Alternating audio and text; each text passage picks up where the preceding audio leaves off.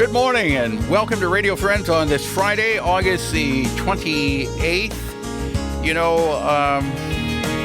Getting back to school. Some kids going to school, some kids aren't going to school, but we all have to eat, right? And here's where a situation comes in. I have Lindsay Lopez with us today. She's not in the studio, but she's coming to us from her home on the phone. And Lindsay, of course, is director of the food bank for Central and Northeast Missouri. Good morning, Lindsay. Good morning, Paul. How are you preparing for school with kids and food? That's a good question. We are preparing as we normally would for an academic year, knowing full well that this will be anything but a normal academic year. Right now, we are working with all of the various schools and school districts that we work with to determine what model they will be utilizing. Okay, explain a little more in detail what you mean by that. Sure. So we rely on schools as the distribution point for buddy packs in normal circumstances. Typically, those buddy packs go into backpacks on Fridays, but that means that kids have to be in school, in seat, going to school in person. And at this point, we are waiting on school districts and individual schools to tell us if they will be using an all-online model, if it will be a hybrid model as it's being talked about, or if it will be in seat. And as we learn from these various schools what model they will be using, we will be prepared to adapt. So how will you get the buddy pack to kids if they're not in school? As we have with everything during this pandemic, we've just become accustomed to being creative in the way that we do things. So we'll partner with each of those individual schools to figure out what will be the best way to provide those buddy packs directly to them as that distribution point. The model that many of the schools used over the course of the summer was them providing lunches during the course of the summer. And so that still offered us a way to distribute those buddy packs to at least some of the children that typically receive them. And what goes in the buddy packs? So a buddy pack is intended to provide 4 meals, typically over the course of a weekend, always 2 entrees and 2 breakfasts. We include cereal, we include shelf-stable milk, we include snacks, and other kid-friendly, nutritious items. And all of this food that's in the buddy pack is designed to last for days, correct? Well, over the course of a weekend, it's intended to provide those 4 meals to children. And what we hear oftentimes from the children who receive buddy packs, we never know their names or their identities, but we do ask for feedback. We want to know that they like the food that we are providing and that it's doing what it's intended to do. And we hear everything from my buddy pack made me feel happy or made me feel healthy to that is the only food that I had to eat in my house over the course of the weekend. We hear that latter comment way more often than we would like to, but that's why the program is so important. Yeah. Now, besides the buddy pack, how is the food bank doing as far as just distributing food to people in need across the area?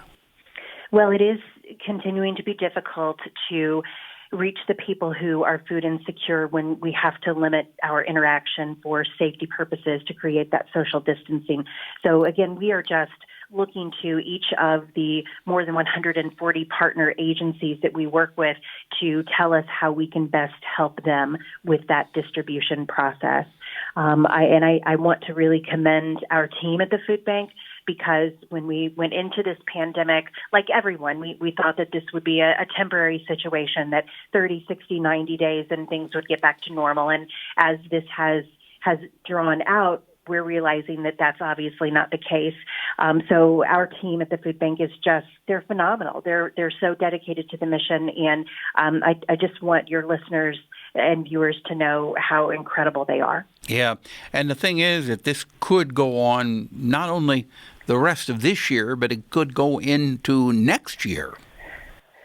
Yes, we're watching everything closely as everyone else is, and just trying to figure out how we will continue to be able to achieve our mission and continue to get food into the hands of people who need it.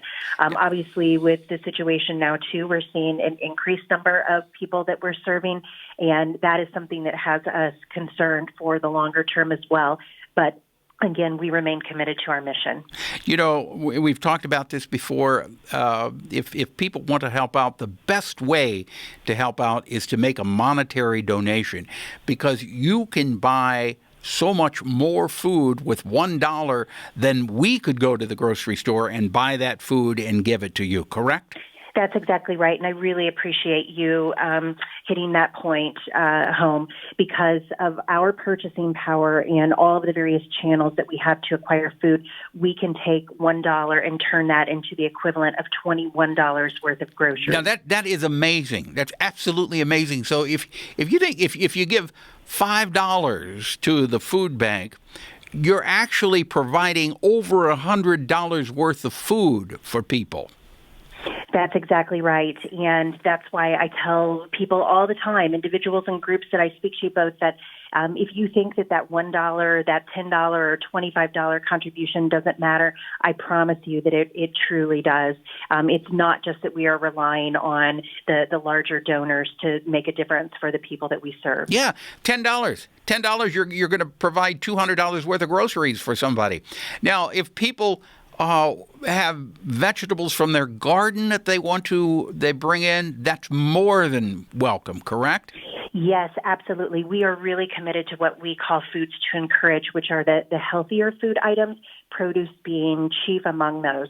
So we encourage anyone who has a garden to please, if they have an excess of zucchini or cucumbers, certain things like that I know can be prevalent in people's gardens, please bring it to us either at the Central Pantry on Big Bear Boulevard in Columbia, to the food bank on Vandiver Drive, or reach out to, in the community that you live in, that local pantry or partner agency that we may be working with, and they can probably take those donations directly too. You know, Lindsay, we were always taking food down to the food pantry, but realized it didn't open now. You had different hours, didn't open till 1 o'clock. So you have actually at the food bank headquarters now, we found out you can bring the food down there anytime. Just drive around back and drop it off, right?